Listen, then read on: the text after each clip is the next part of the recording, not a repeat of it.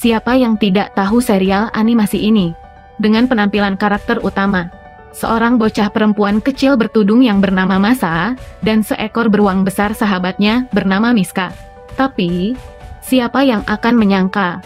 Menurut rumor yang saat ini beredar, kalau ternyata serial animasi lucu ini memiliki kisah memilukan yang amat menyedihkan. Tanpa basa-basi panjang, yuk ikuti 3 kisahnya.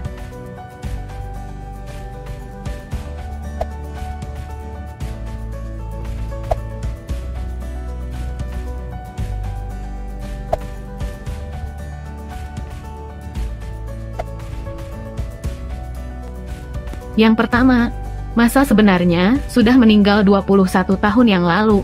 Masa yang merupakan karakter utama di film ini, katanya diangkat dari kisah nyata, dan telah meninggal sejak 21 tahun yang lalu. Film Masa and the Bear ternyata sengaja dibuat untuk mengenang Masa yang meninggal secara tragis dan mengenaskan.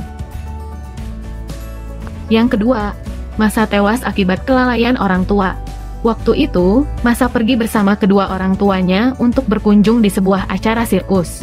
Namun, akibat kelalaian dari orang tua, Masa secara tidak sengaja masuk ke dalam kandang beruang, dan ia meninggal di tempat kejadian. Oleh karena itu, sosok beruang di kartun Masa and the Bear adalah sebagai pengenang dari Masa, yang seolah-olah si beruanglah yang takut terhadapnya. Yang ketiga, orang tua Masa depresi dan bunuh diri. Akibat dari kejadian itu, orang tua Masa pun depresi, karena mereka tidak bisa menjaga anaknya dengan baik hingga meninggal. Alhasil, orang tuanya pun melakukan hal yang cukup menyedihkan, yakni lebih memilih bunuh diri. Itulah sebabnya orang tua Masa tidak pernah ditayangkan di kartun Masa and the Bear, karena untuk menghormati kepergian dari orang tuanya. Nah, cukup menyedihkan bukan?